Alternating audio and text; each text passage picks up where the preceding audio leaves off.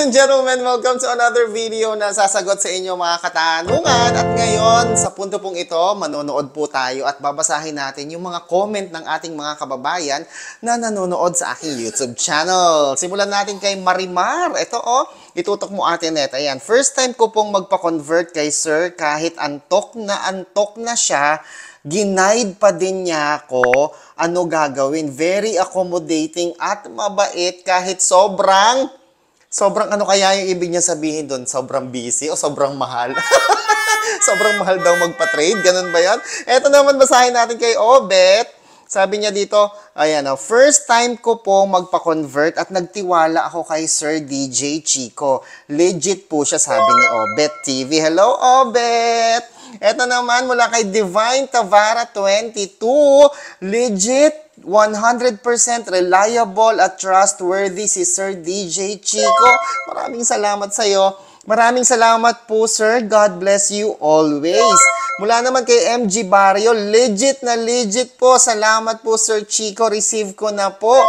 Mula naman kay Annalyn Dasmariñas, marami scammer kasi kaya laging mag-ingat. Tama po kayo.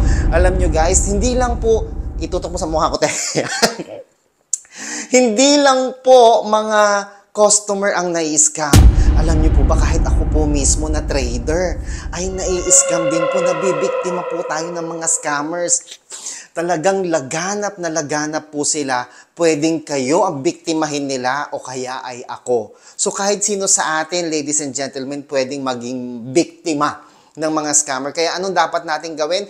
Lagi po tayong mag-due diligence. I-double check natin mabuti kung yung katransak ba natin ay si DJ Chico. Kamukha yan. Tignan mo, yan dapat ang mukhang tinitignan ninyo kung yan ba ang taong katransak ninyo. Tama. So, tama ba?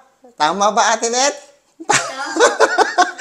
So, ito naman, Serenity 0202. Sir Chico, pa-help po. Sana matulungan niyo ako ma-convert ang G-Gives ko sa Gcash o sa cash. Salamat po. Mga kaibigan, lahat po ng concern ninyo, kung gusto ninyo magpatulong, meron tayong link na nandyan sa baba. Please click that link found in the comment section. Sabi naman ni Annalyn, ano po requirements? Kasi dati muntik na madali Gcash ko. Muntik nang makuha ang MPIN ko. Nako, ang maganda po kay DJ Chico, mga kaibigan, hindi ko po kukuhanin ang inyong Gcash number, ang inyong... Nagre-record ba to, te? Baka mamaya hindi ito nagre-record, ha?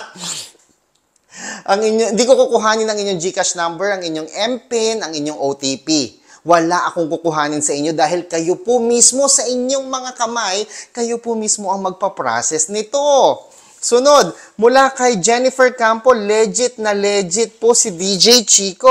Mula kay Alnor Mestidio, 100% legit ang transaction kay Sir Chico. Suki na po ako, sabi ni Sir Alnor. Maraming salamat sa iyo, Sir Alnor.